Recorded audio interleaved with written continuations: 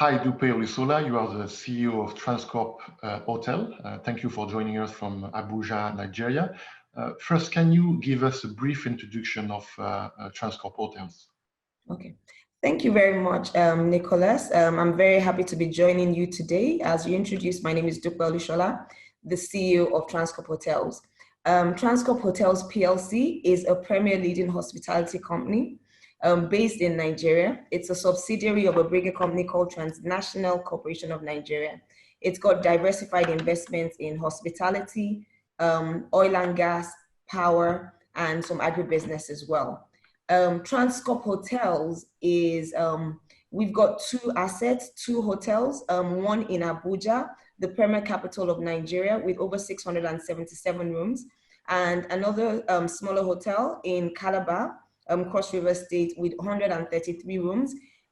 We also have in the pipeline development projects for two additional hotels, one to be developed in Lagos, in Ikoyi, the center of Lagos, and another one we're looking at developing in Port Harcourt. So we're the leading hospitality brand in Nigeria. The plan also is, of course, to continue to look outside of Nigeria and go beyond to Africa. So that is who Transcorp is. Thank you for this.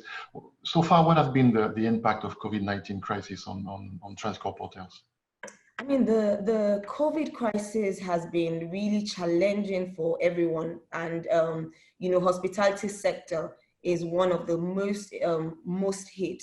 Obviously, at the set of the pandemic, we immediately saw a drop in all of our numbers.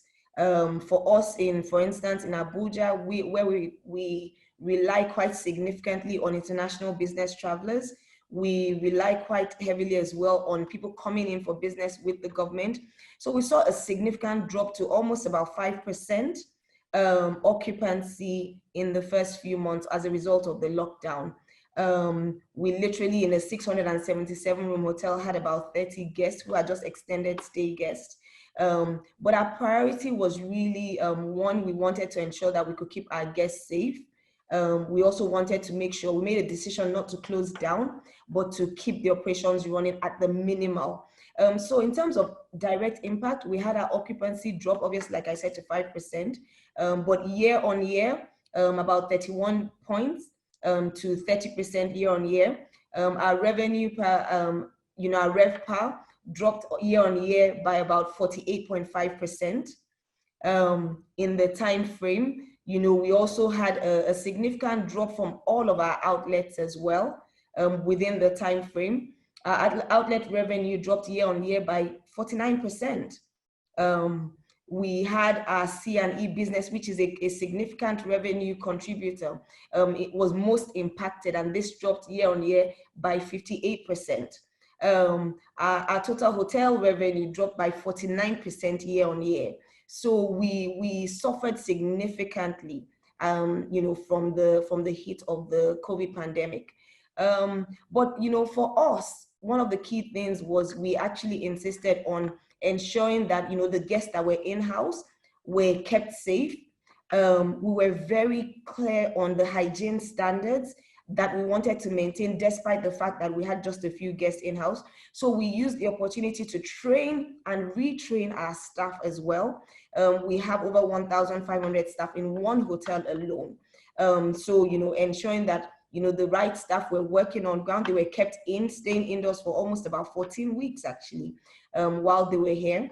And there was a lot of safety and hygiene training, a lot of awareness. All of our LED screens around the hotel had information on COVID. So we're constantly educating anybody that was in the hotel, ensuring that they knew, the pandemic is real and what to high standards within that time frame. Also, if you go to our rooms as well, it was one of the key things. So information, we were also very conscious about engaging with all of our guests and stakeholders, at the time. So just writing to check up on them, make sure they were okay as well, and just say, we sympathize with everyone going through this at this point in time, but we're also looking forward to welcome you when the pandemic is over.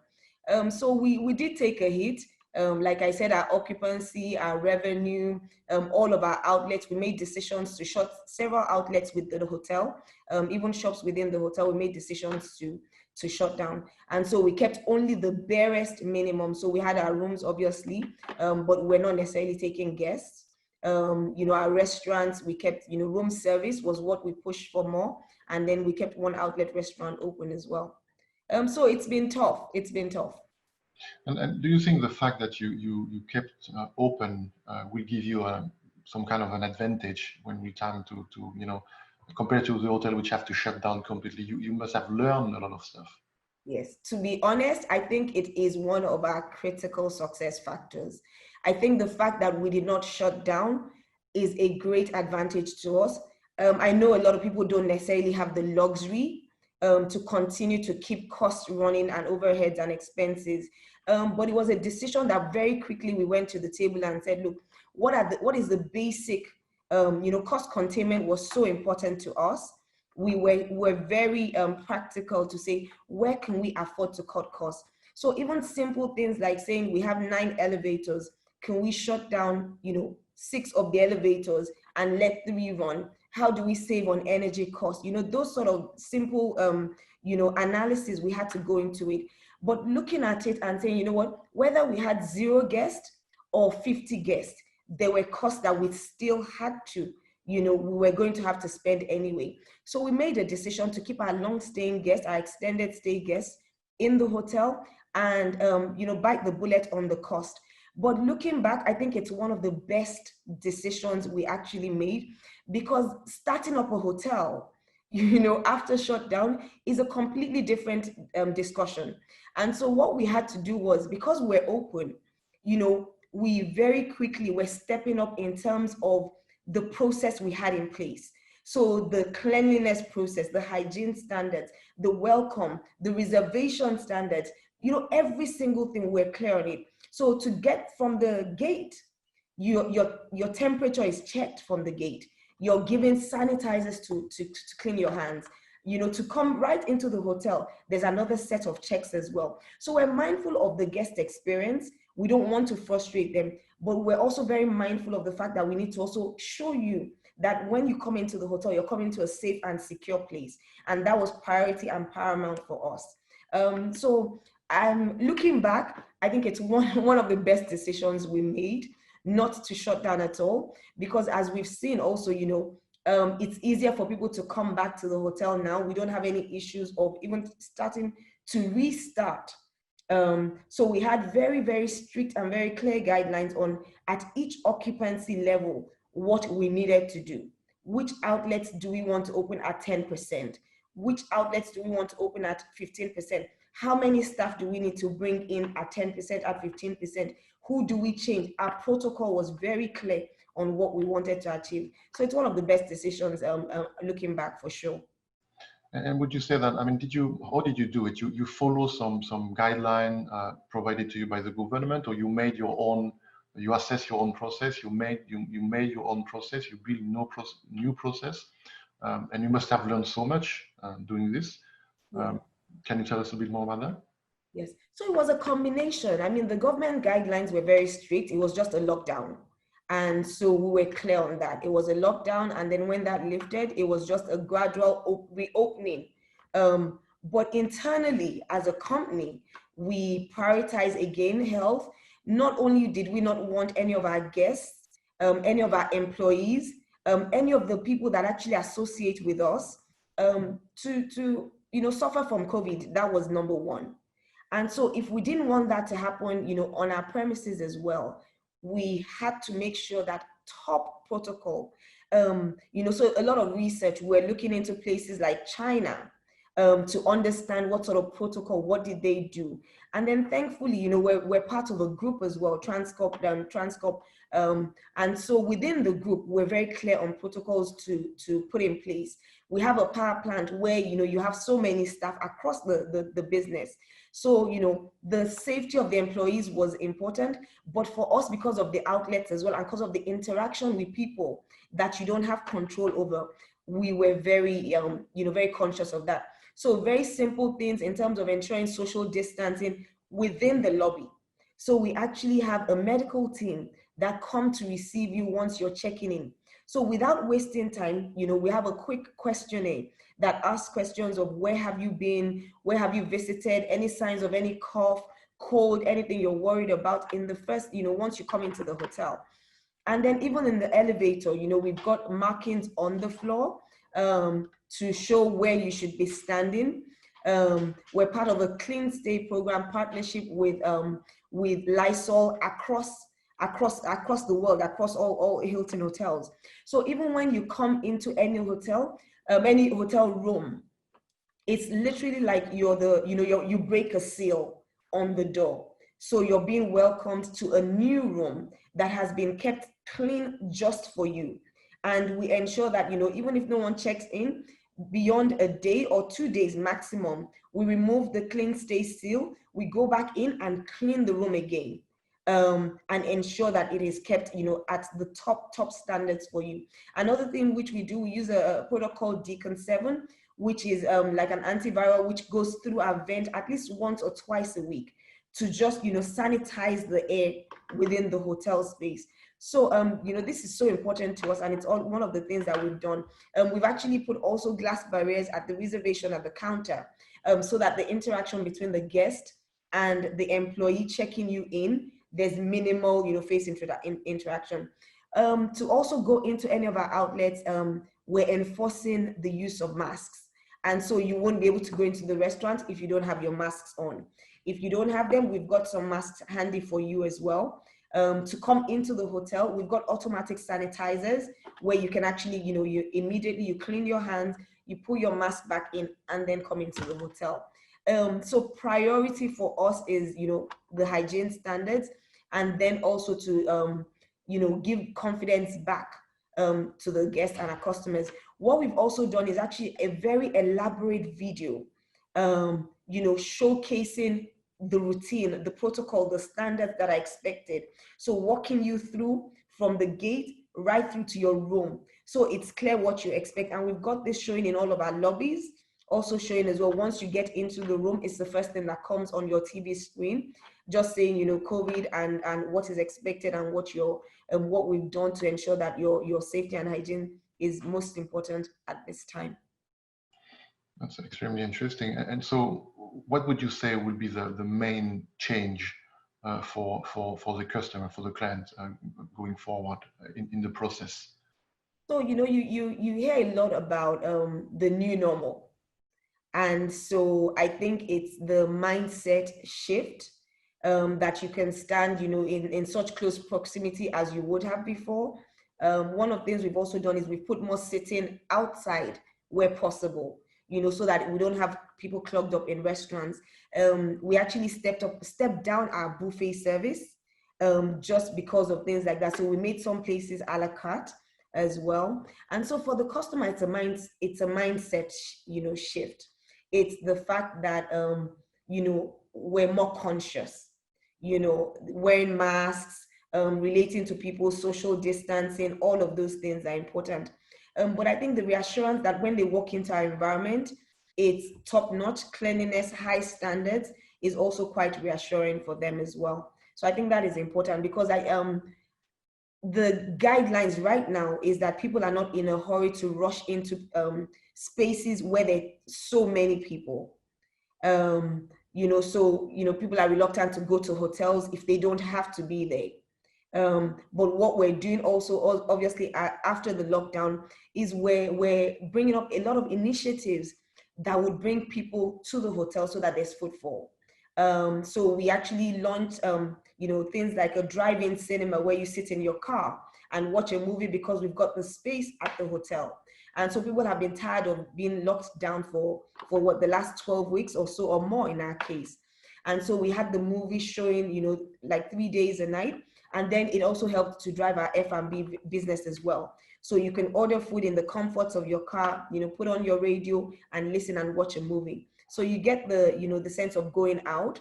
We've seen a gradual return back to events. But, like for instance, within our space, the banquet hall that would have taken about 1,200 people, we've had to now reduce it to about 250 people because of social distancing. What we've done, we worked very closely with the Ministry of Health to get a certification that we have followed all the guidelines. So we've gone the extra mile, the extra step to say, you know what, we don't want the guests to have to go through the trouble of getting this certification, which was what they had said in the first instance. So we've gone ahead, we've invited the Ministry of Health officials. They have checked our premises, validated that it's fine, you know, seen the social distancing we've maintained in each meeting room.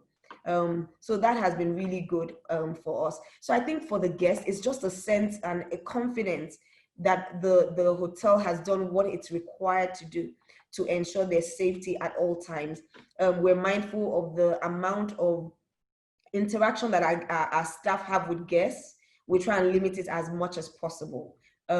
So, you know, the same staff where possible. We actually test our employees as well on a regular basis, just to ensure that, you know, they are also keeping safe as well. And like I said, for almost 14 weeks, we had the same number of employees staying in-house, you know, providing feeding for them, laundry services for them, just to ensure the safety, you know, was definitely paramount to us. Did you have to manage all these changes and implement those new ideas, etc.? Did you have to create new positions? I mean, to open new positions, or to train some people with a crash course on whatever hygiene or? Yes, a lot of training and retraining. So we used the time to train and retraining, but it actually doesn't stop. So, you know, with each occupancy increase is another set of, you know, challenges and another set of mindfulness. So what you're doing at 5% is different from what you do at 10%. So what you just do is you up the game because you have more human beings within the space. So we're constantly retraining and retraining, retraining them on the guidelines of how to interact, on personal hygiene standards, and also standards to maintain. So even simple things like the dusters that are used to clean, you know, one surface is different from the dusters to clean another surface like the TV or the table. And, you know, just the little detail, you know, simple as much as the remote control. How much, you know, you don't want to see fingerprints on the remote control, the mirrors, you know, the changing of the towels. Actually, one of the things we've done, you know, normally when you check into the room, you've got stationery, you know, your pens in there, your books in there, a jotter to write. We've taken all of those things out of the room. And, you know, we'll only put them in on request. So if you check in, we'll have them nicely packaged for you and have them in. So we didn't want to just leave things that were unnecessary in your room. And so, you know, a constant training. And I think the staff on ground have done pretty well, you know, pretty well. COVID is something that, you know, affects everyone. And because it's not just about the guests, it's also about the employees as individuals. So everybody has had to really step up to understand the implication that, you know, this is a real pandemic that goes beyond us. Yeah. And so I guess having all this staff going, I mean, as a company, going extra mile to make sure everything is clean several times and etc. etc. It is eventually it's more money. I mean, you have to pay, and it's an extra charge, extra mile. In that sense, means extra charge for you. Is it sustainable on the long run? I mean that's a price to restore the confidence of the customers, okay, the trust of the customer. But on the long run, is it viable? Is it okay? In fact, I had an interesting conversation with my colleague today and one of our executive directors about the fact that we have the medical team checking you, you know, when you come in. How sustainable is that? But it was required for a time frame. And I think that is what we do. What we're doing on a daily basis is we're checking, you know. So we check you at the gate temperature. We check you before you get into the hotel. Is it necessary again to check you when you come in to fill the form? So there are processes that we're also, because we're very mindful of the customer experience at the end of the day. So yes, we want to ensure your safety and, you know, best hygiene standards, but we also are very careful that we don't want to waste your time in the process. So we're beginning to lean out the process of, you know, the checks that we'll do, so that we also don't just have a costly exercise that is not necessarily as fruitful as it should be. So what we're doing is, obviously, as we have more people coming to the hotel, we're revisiting and checking to see what is necessary to keep, what protocol is required, and so we'll tweak as we go along.